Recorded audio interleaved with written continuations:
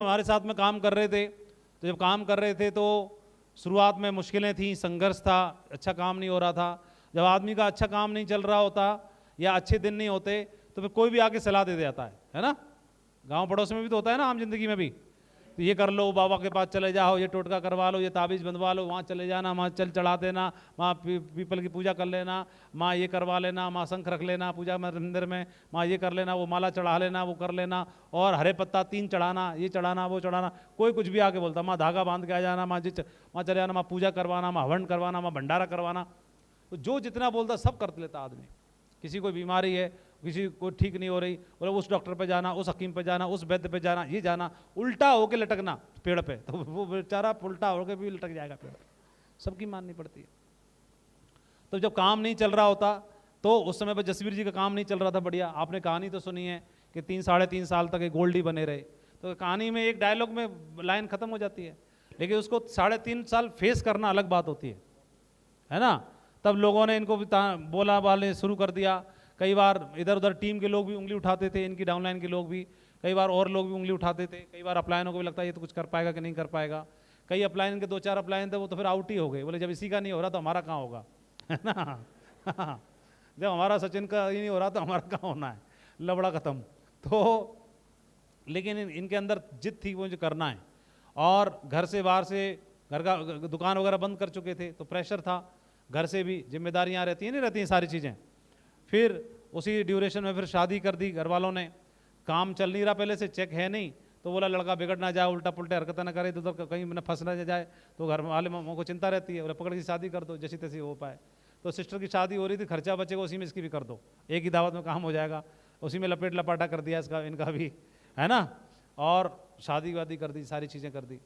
तो अभी प्रेशर है, अभी कोई काम करेंगे तो या दूध का काम करें या दुकान चलाएं, कहीं नौकरी करें, तो मालूम है 5-7 हज़ार की 10 हज़ार की नौकरी मिलेगी, इतना ही काम होगा मुश्किल से।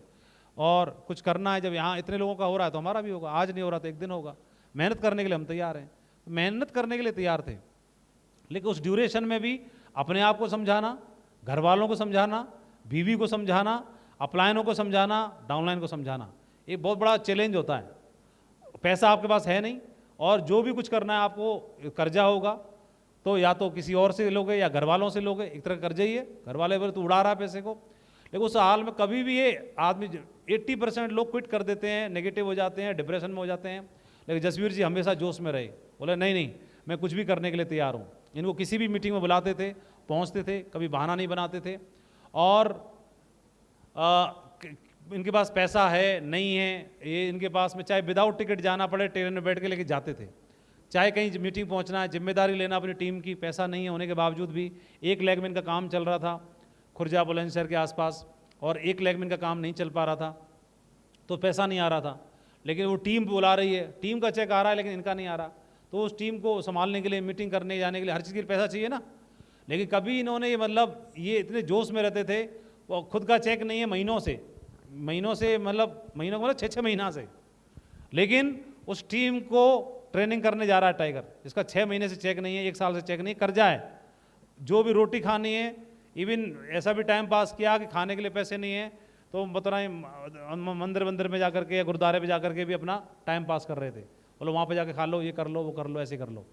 और लेकिन बंदा इतना मोटिवेटेड, ऐसे बंदे को ट्रेनिंग में भेजा जा रहा है, जाओ मीटिंग करके आनी है। और मीटिंग ऐसी हो रही है कि फाड़ के रख दिया, बंदे वहाँ से विजन लेके जा रहे हैं, जोश में इतना बंदा। ठीक है, इंटरनल चैलेंज है, लेकिन मालूम है कि रात्रि कुछ ही समय की है, सुबह फिर सवेरा होने वाला है ना। सूर्य के दर्शन फिर होने वाले हैं। अंधकार जो भी है, परेशानी जो भी है, सब टेम्परेरी हैं। आदमी क्या करता है, बुरे दिनों को या चैलेंज को अपने ऊपर हावी कर लेता है, अपने पर्सनैलिटी पे, व्यवहार में, बातों में, व्यवहार में, सब में हावी हो जाता है उसकी चीज़ें, और वो झलकती हैं। तो जब झलकेगी तो काम नहीं कर पाएगा। सब चीज़ें टेम्परेरी हैं। क्या है? सब चीज़ें टेम्परेरी हैं, हर चीज़ टेम्परेरी है। भाई आपको तो मालूम है हम स्वयं टेम्परेरी हैं, सबका आना जाना लगा हुआ है, यहाँ भी टेम्परेरी हैं। 70 साल, 80 साल, 85 साल, जो कुछ रोल निभाना निभा लो। तो जब सब स्वयं ही टेम्परेरी हैं तो साला वो अंधकार कौन सा परमानेंट है? बुरे दिन कौन? जब तुम स्वयं ही पर टेम्परेरी हो तो वो बुरे दिन कौन से परमानेंट रहने वाले हैं, है ना। तो ये रहता है। तो इन्होंने अभी गोल्ड बने रहे, मुश्किलें थी, लेकिन उस बिजनेस में दूसरी लेग को उठाना है, दूसरी लेग में बिजनेस करना है, कहीं से मतलब दिखाई नहीं दे रही आस, लेकिन इनके अंदर इतना जोश था और उस जोश में भी काम करने के लिए तैयार थे। व्यक्ति को प्लान ढूंढने के लिए लिस्ट खत्म हो चुकी थी, सादाबाद गांव से शिफ्ट हो गए। इनको लगता था शायद सादाबाद में अब काम नहीं हो पाएगा, मथुरा शिफ्ट हो गए, वहाँ पे कमरा लिया, वहाँ कमरा लेकर के बंदे ढूंढना शुरू किया। रास्ते चलते लोगों को प्लान दिखाते थे, कभी मंदिर पे, कभी चौराहे पे, कभी आर्मी एरिया में जाके, कभी कहीं जाके अनजान लोगों को पकड़ना, प्लान दिखाना। उसके लिए भी करेज चाहिए, हिम्मत चाहिए और पैसा चाहिए, सारी चीज़ों के लिए। उसके बावजूद भी बाइक है नहीं है, बाइक में पेट्रोल डलवाने के लिए चाहिए, लेकिन जसवीर जी के चेहरे पे कभी शिकन नहीं आई। हमेशा जब वो कोई व्यक्ति इनसे बात कर ले, वो सामने वाले को सेट कर दिया करते थे। और उन्हीं ड्यूरेशन में इनको मथुरा में से इनको ज्वाइनिंग मिली और उसी में से इनको फिर राहुल जी और नितिन जी के माध्यम से इनको नेटवर्क मिला। नितिन जी को इन्होंने ज्वाइन कराया, नितिन जी आए, नितिन जी के साथ काम होना शुरू हुआ। इन्हीं की टीम में माध्यम से फिर एक फौजी मिले, क्या नाम था उनका, सैलन जी मिले, और उसके माध्यम से फिर ओमवीर जी मिले, उनके माध्यम से फिर ये जोधपुर शिफ्ट हुए। कुछ नहीं था उसके बावजूद भी जोधपुर शिफ्ट हो गए, एक आदमी के लिए। कितने के लिए? सिर्फ एक आदमी के लिए। वहाँ रूम लेकर के रहने लगे। बोले जैसे मैं घर छोड़ करके जब मथुरा रह सकता हूँ, तो घर छोड़ करके जोधपुर भी रह सकता हूँ, मेरे लिए तो बात बराबर ही, घर से तो दूर ही हूँ। और घर से 50 किलोमीटर दूर रहूँ चाहे 500 किलोमीटर दूर रहूँ, बात तो एक ही है। जैसे स्विमिंग पूल में घुसा आदमी कोई या पानी में घुसा, तो उसकी लंबाई अगर 5.5 फीट की है और पानी 6 फीट का है, फिर पानी 6 फीट का हो फिर चाहे 60 फीट का हो, काम तो पूरा ही हो गया उसका। फिर कितना भी ऊपर हो क्या फर्क पड़ रहा है, वही काम 6 फीट से होना है, वही 60 फीट से होगा, काम तो क्यों 1 इंच ऊपर निकलते काम हो गया, तो क्या होना है, फिर कितना भी ऊपर हो क्या हो रहा है। तो घर से जब निकले, घर छोड़ दिया, तो 50 किलोमीटर पे निकले कि 500 किलोमीटर निकले, बात बराबर ही है। किराए का कमरा यहाँ भी है, किराया कमरा वहाँ भी है। तो मैं जरूर चाहूँगा, तो उस ड्यूरेशन में जसवीर जी ने बिजनेस को बिल्डअप किया, और ऐसा बिल्डअप किया कि सबको दांतों तले उंगली दबानी पड़ी, पूरे हिंदुस्तान में नेटवर्क बना के दिखाया। तो मैं जरूर चाहता हूँ कुछ चीज़ें, की पॉइंट उसमें से शेयर करें जसवीर जी हमारे साथ में, कितने ताकि इन लोगों को विजन मिलेगा। तो जोरदार तालियां होनी चाहिए। Youth icon, role model of industry, youngest UCA, हमारे Jasvir ji on the stage.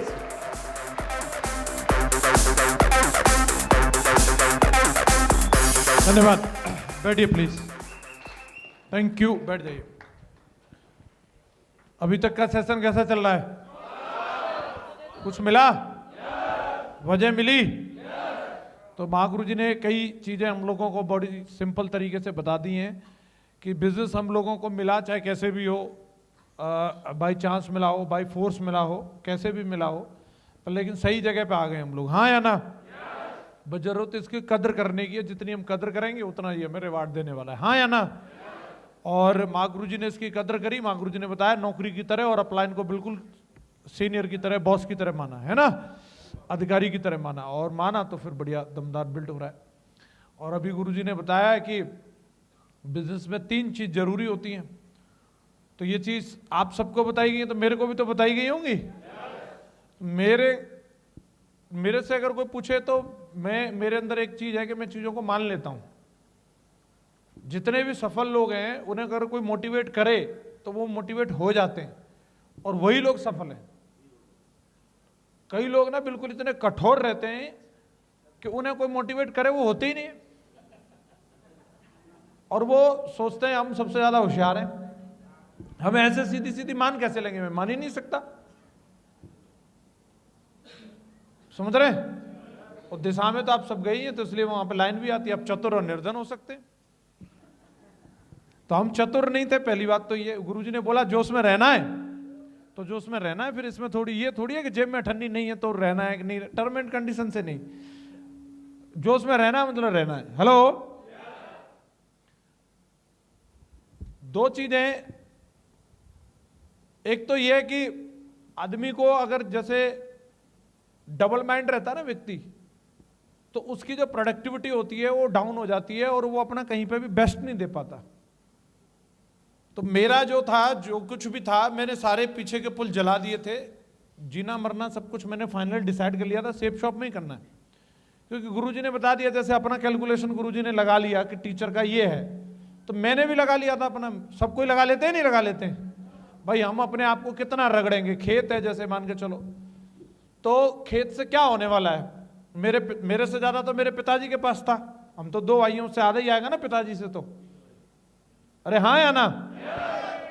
और जितना उन्होंने रगड़ा उतना तो हम रगड़ भी नहीं सकते। उनसे ज्यादा हमारे दादाजी के पास था कि पिताजी 6 भाई थे, और जितना दादाजी ने रगड़ा उतना पिताजी भी नहीं रगड़ सकते थे अपने आप को। और वो सब मिलके कुछ नहीं उखाड़ पाए तो हम क्या उखाड़ लेंगे?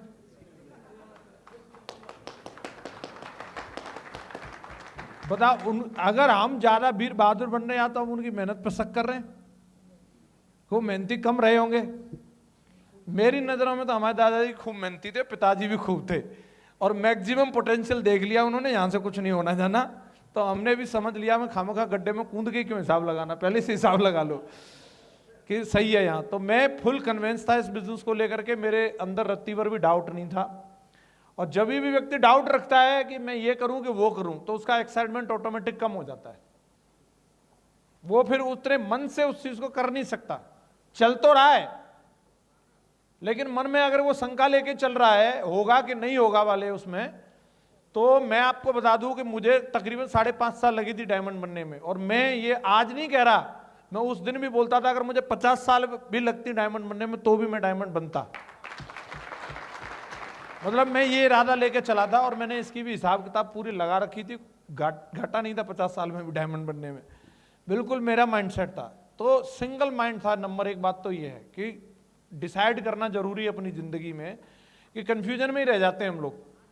तो मैं बिल्कुल एकदम इस तरफ ही था। दूसरी चीज क्या है कि एक्साइटेड वही व्यक्ति रह सकता है जो पॉजिटिव माइंडसेट का होगा।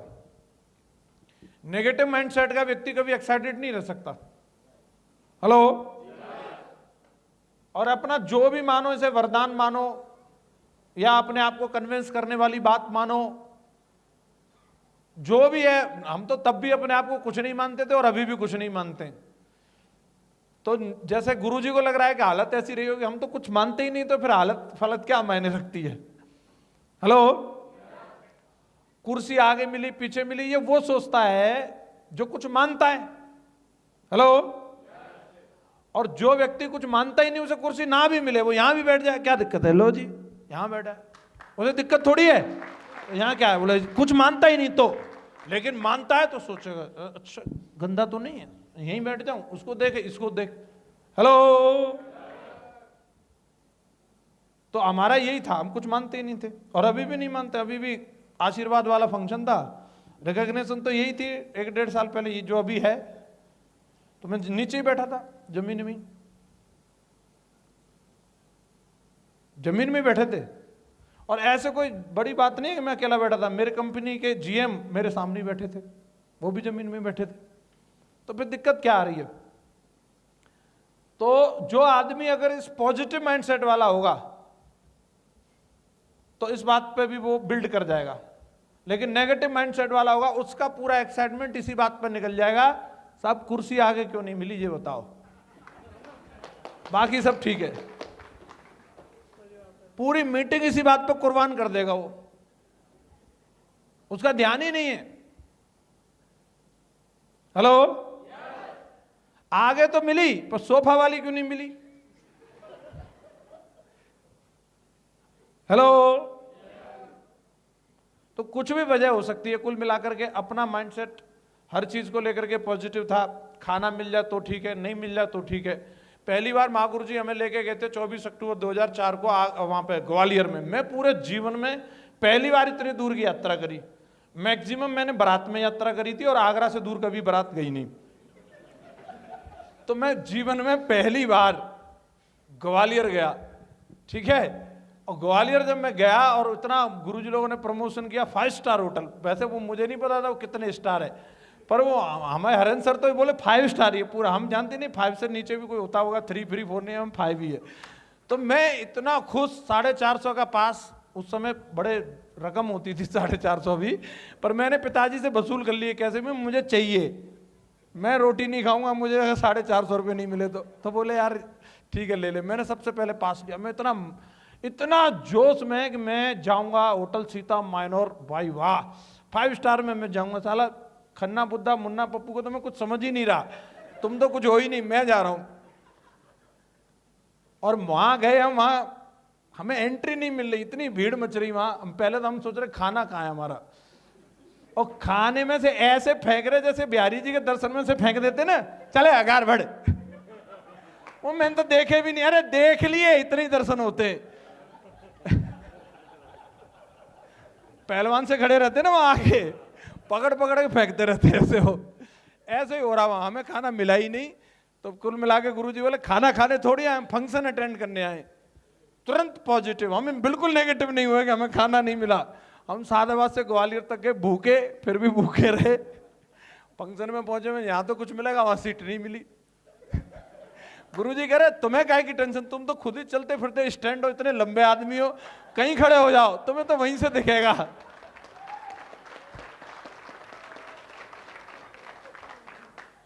आदमी को फंक्शन में जाने के ये दो जोश रहते हैं, खाना बढ़िया मिल जाए, फंक्शन में बैठने की सीट मिल जाए, दोनों कैंसिल, न खाना और न सीट।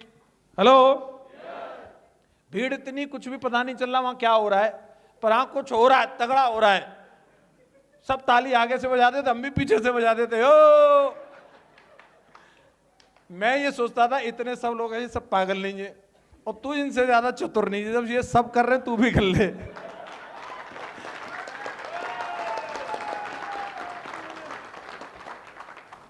थोड़ा बिजनेस में धीरे धीरे आगे बढ़े, थोड़ा गुरुजी लोगों के करीब आने का मौका मिला, गुरुजी लोगों के बारे में जानने का मौका मिला।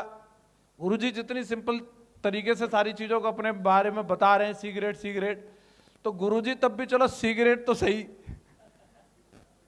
अब हमारा अगर बात करोगे, गुरुजी ने तो देखो मैं बता रहा हूं, गुरुजी ने तो IAS PCS के भी फार्म भरे हैं। ये मैं सच बता रहा हूं। अच्छा, जो भरेगा कौन, जिसको 1% तो लगेगा शायद मैं बन सकता हूं, बोलो हाँ या ना। और बोला भी होगा गुरुजी ने कि मैं बनूंगा।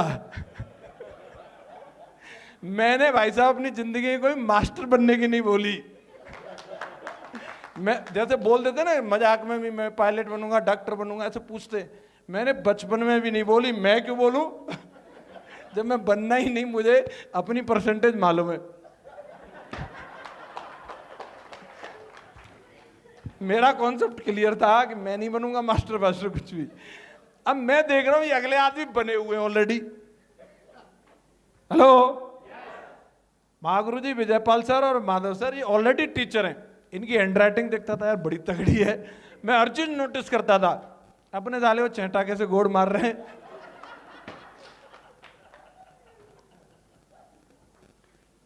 मेरे पिछले 19-20 साल में मेरे जीवन में मैं मानता हूं मेरी जिंदगी में सबसे बुद्धिमान आदमी यही दो लोग हैं, और मैं सारी दुनिया एक तरफ और मेरे अपलाइन एक तरफ। हेलो, मेरे 1000 सवालों का जवाब है।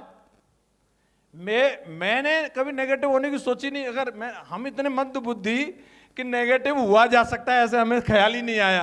ये हमें अधिकार है, ये हमें हमारे मालूम ही नहीं। गुरुजी ने बोला आप तो बहुत बड़े लीडर हैं, मैं चलो ये अधिकार भी खत्म हुआ, बड़े लीडर नेगेटिव नहीं हो सकते।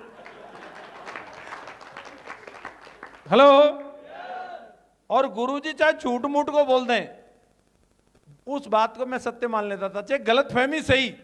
वो गलत फहमी मैंने आज तक नहीं निकाली। हम बड़े लीडर नहीं हैं, हम मान लेते हैं हाँ हम बड़े लीडर हैं, और बड़े लीडर को तो खाना ना मिले तो भी कोई दिक्कत नहीं, ठीक है गुरुजी।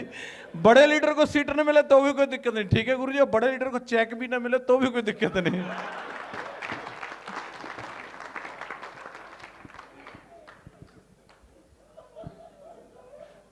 और मैं एक बात जानता हूं,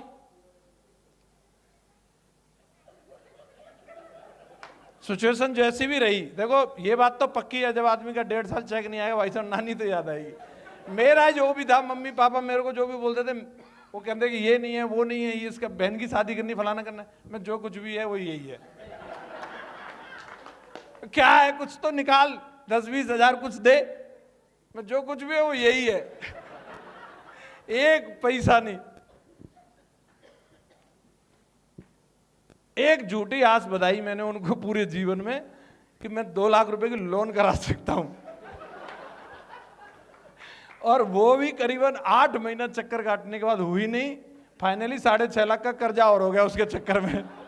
वो मैंने बाद में सरप्राइजली बताया उनको। कुल मिलाकर के ये है, मैंने यही माना जो कुछ भी था, संघर्ष था, कॉम्प्रोमाइज भी था, अच्छे कपड़े नहीं थे, एक आध बार डांट भी खानी पड़ी।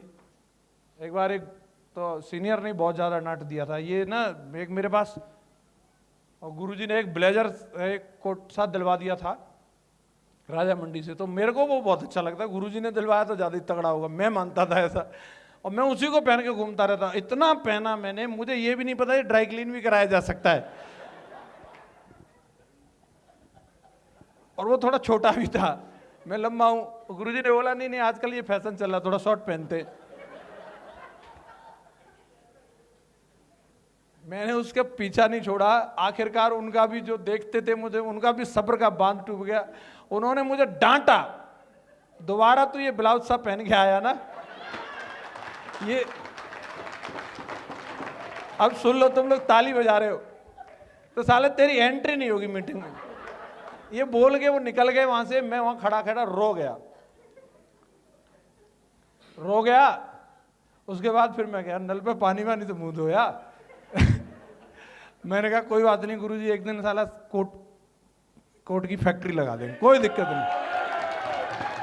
तो ये नहीं सोचा बोले यार साला तुम्हारी तो कंपनी में काम कर रहे हैं, कोई नया कोट नहीं तो तुम दिलवाओ। जो ठीक है, मतलब और भी बहुत, मतलब एक चीज नहीं है, कुल मिलाकर के अपना हर चीज में पॉजिटिव ढूंढ लेना। हेलो, ये अपना माइंडसेट रहा शुरू से, और यही माइंडसेट था और इसी की वजह से काम हो गया। और अगर होने के लिए तो नेगेटिव आदमी क्या है, छोटी सी बात पे भी नेगेटिव हो सकता है, हाँ या ना। महागुरु जी हमेशा बोलते हैं बनानी और बिगाड़ने वाली बात होती है। तो हमने तो एक बात ठान ली थी जयपाल जी, हमें तो बनानी है। हेलो, तो निभानी है तो आदमी कैसे भी निभा लेगा, हाँ या ना। जैसे मियाँ बीबी को निभानी होती है, उसको पता है मुझे भी इससे बढ़िया मिलेगी नहीं, और इसको भी मुझे छोड़ के जाना नहीं, क्योंकि जाना होता तो चली जाती है अब तक। तो कुछ दिन रहता, कुछ दिन ही रहती है, फाइनली फिर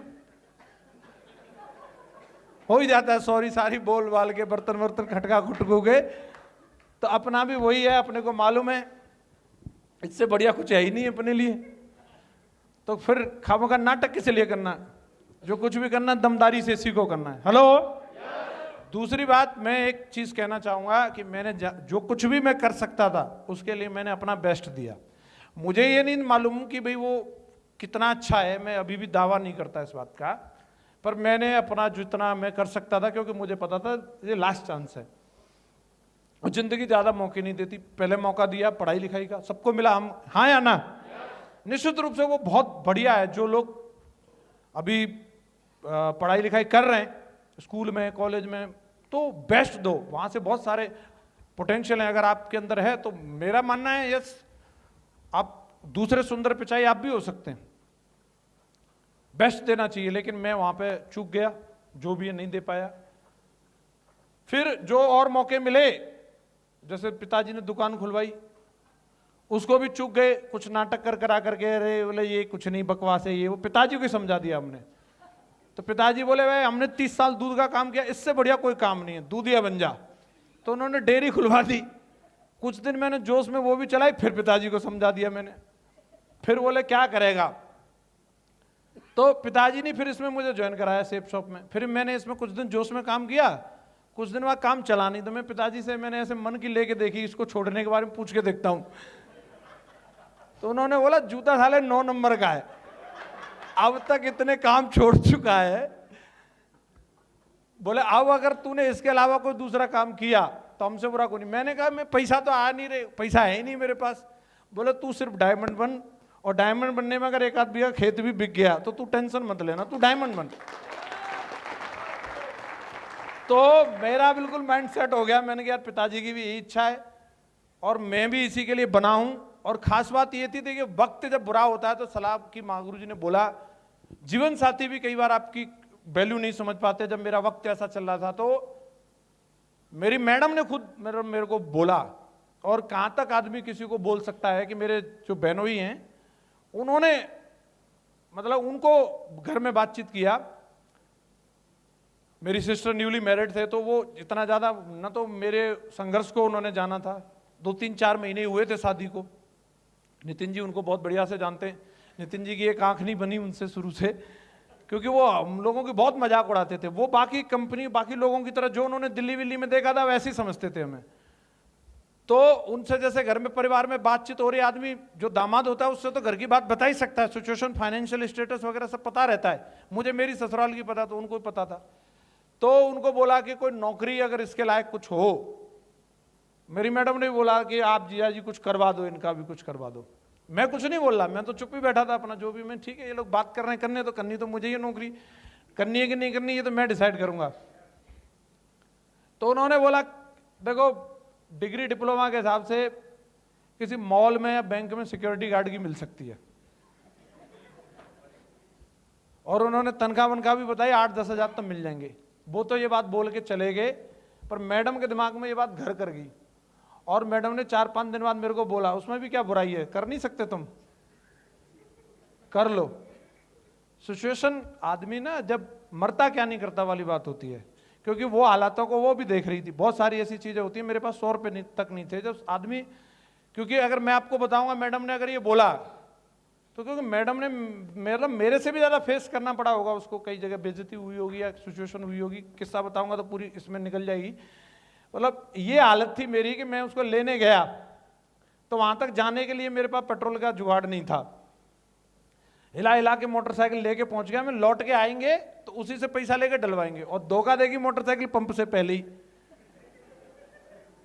पैसा तो मिल गए मैडम से 50 रुपए, अब पंप तक जाने के लिए तो 2 किलोमीटर पैदल खींचना पड़ेगा। मैडम का चेहरा लाल, इतनी तो डलवा के रखता कि लौट के पंप तक पहुंच जाए।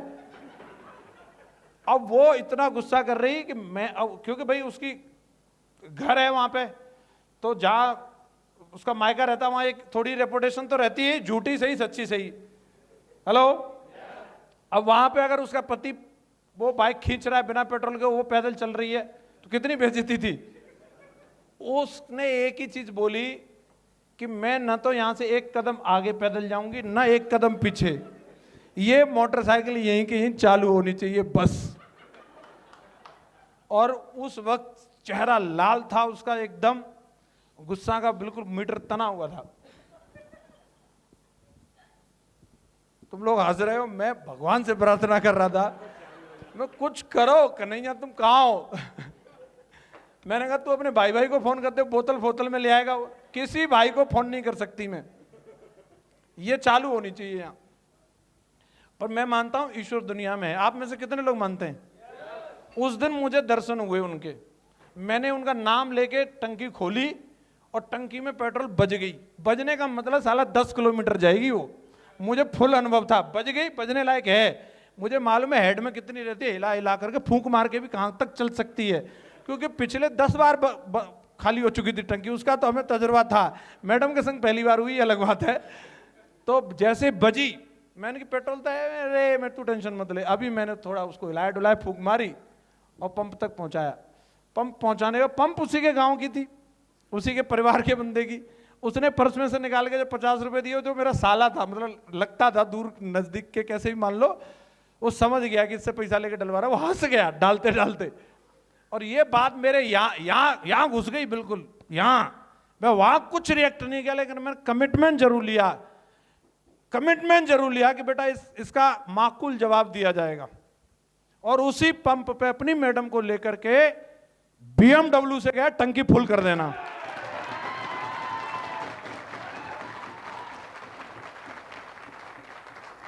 तो जिंदगी है साहब। अब मैं जानता था कि अभी लोग मेरे बारे में कुछ भी बोले, पर लेकिन 3 साल से जिस चीज के लिए मैं ट्रेंड हो रहा हूं, महागुरु जी लोगों की ट्रेनिंग ले रहा था लगातार, ग्रेवाल सर की, महागुरु जी, जैन साहब की, सब लोगों की, जिस चीज के लिए मैं ट्रेंड हो रहा हूं, प्लान करने के लिए, फॉलोअप करने के लिए, मीटिंग करने के लिए, मैं जिस चीज के लिए ट्रेंड हो रहा हूं, मेरा कोर एरिया जो है मुझे उसी में परफॉर्म करना चाहिए। रिजल्ट नहीं आ रहा है ये अलग बात है, लेकिन आएगा, इस बात का मुझे पूरा भरोसा है।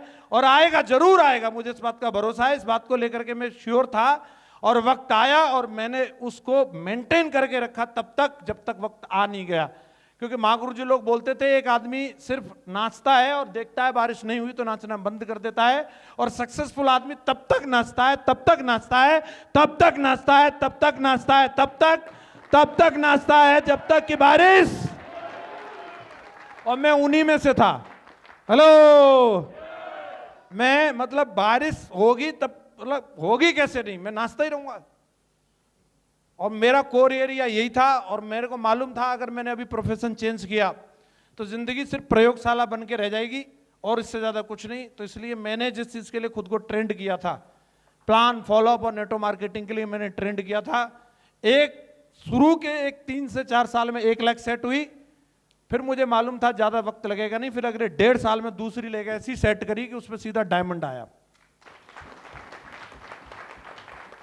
आप में से बहुत सारे लोग इस तरीके के संघर्ष में होंगे, लेकिन कोई बात नहीं, आपकी ट्रेनिंग तो चल रही है या नहीं चल रही है?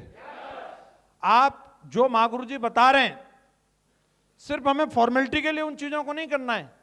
रिजल्ट नहीं आ रहा तो कम से कम अपने आप को ऐसा ट्रेंड तो करो, ऐसा ट्रेंड तो करो, इतना ट्रेंड तो करो, इतना ट्रेंड तो करो, इतना ट्रेंड करो। मैं जब फिर मेरे कपड़े अच्छे नहीं थे, उसकी वजह से मेरी अक्सर बेइज्जती होती रहती थी। जब हम जोधपुर में गए, वेन्यू में मेरे को वैन कर दिया, सिर्फ मेरे कपड़ों की वजह से। सिर्फ कपड़ों की वजह से, अच्छे कपड़े नहीं है, आप आ नहीं सकते। आज भी मेरी बटन टूट गई है, आप मत भगाना मेरे को। ये हालांकि अभी टूटे, कोट नया है वैसे। तो ये अक्सर होता रहता था मेरे साथ। कपड़ों की वजह से मेरे को वहां पे आने से मना कर दिया था। पर लेकिन मतलब मैं जो काम कर सकता था, जिस चीज के लिए मैं ट्रेंड था, वो काम मैं ऐसे करने की कोशिश करता था या करता था कि बस पूछो ही मत।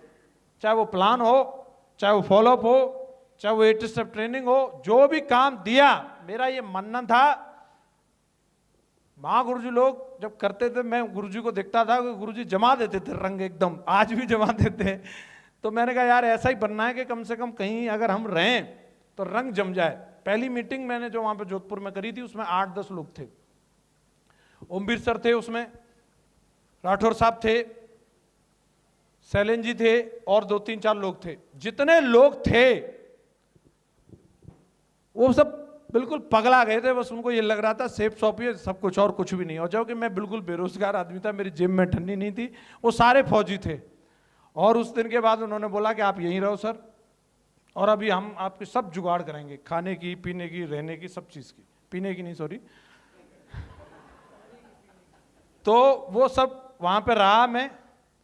और एक ही चीज थी जो मेरे को वहां पे रोका, जिस चीज ने, वो था मेरे काम को लेकर के मेरे अंदर जो एक्साइटमेंट था, उसको लेकर के वो लोग फिदा थे। और मेरा ऐसा मानना है, अगर आप रोती हुई शक्ल लेकर के काम करोगे तो रिजल्ट नहीं मिलेगा। काम करो, इतनी प्रफुल्लित होकर के करो, जैसे महागुरु जी ने बोला, अगर जा रहे हो तो फिर उंगलियां मत डुबो, फिर डूब गई करो। और सफलता इसी चीज से मिलने वाली है। जीवन में जिस सेक्टर के अंदर सफल हो गए लोग, जहां पर भी वो उस चीज में डूब गए, वो सफल हो गए। क्या कर गए? मैं सुना नहीं मैंने। क्या कर गए वो? और लोग डूब रहे हैं। कोई जाम में डूब रहा है, कोई शाम में डूब रहा है, कोई किसी की आंखों में डूब रहा है। वहां नहीं, अपने काम में अगर डूब गए तो सफलता मिल जाएगी। मैं बस यही कहूंगा और महागुरु जी को बुलाऊंगा कि मैंने जो काम किया है, मैं सच बता रहा हूं, दिल से बता रहा हूं, मैं डूब के ही किया है। ये है। परिस्थितियां मेरे हाथ में नहीं थी, परिस्थितियों को मैं कंट्रोल नहीं कर सकता था, लेकिन हाँ, उस पर क्या रिएक्ट करना है इसको मैं कंट्रोल कर सकता था। आज भी और आगे भी आपके जीवन में कभी दुख रहेगा, कभी सुख रहेगा, कभी सफलता रहेगी, कभी विफलता रहेगी, लेकिन उस पर रिस्पॉन्स क्या करना है ये हमेशा आपके हाथ में। हाँ या ना? एक्ट हो जाना वो हमारे हाथ में नहीं है। वो एक्ट कुछ भी हो सकता है, घटनाएं कुछ भी हो सकती हैं, बट उन घटनाओं पे हम क्या रिएक्ट करने वाले हैं ये हमेशा हमारे हाथ में। महागुरु जी हमेशा बोलते हैं बारिश हो रही है उसको हम नहीं रोक सकते, लेकिन बारिश के हिसाब से मूड को तो बना सकते हैं। यार पकौड़े होने चाहिए, हो तो रही, कम से कम इसका फायदा लिया जाए। हाँ या ना? तो जो हो रहा है, तो मैं उस वक्त में जो चल रहा था मेरा दौर असफलताओं का, मैं एक एक चीज को एक एक पन्ने पर लिख रहा था। मैं बेटा एक दिन ना ये पूरी किताब बनेगी, साला सुनाने के काम आएगी। मैं चलने दो, अभी इसमें कितने पन्ने जुड़ रहे हैं और आज भी हेलो हेलो और आज भी ये कार्यक्रम जारी है। आज भी पन्ने लिखने का मामला बस यहां छुपा के रखते हैं, वक्त आने पर माकूल जवाब देते हैं। वक्त की बात है, अभी आपका हो सकता है कि वही वाला फेस चल रहा हो जो मेरा चल रहा था 2006-7 में, बदल जाएगा, चिंता ना करो। महागुरु जी हमारे साथ हैं, इतने ग्रेट द्रोणाचार्य, हम सब अर्जुन की तरह परफॉर्म करेंगे। यस या नो? तो चलिए ग्रेट महागुरु जी को बुलाते हैं, फिर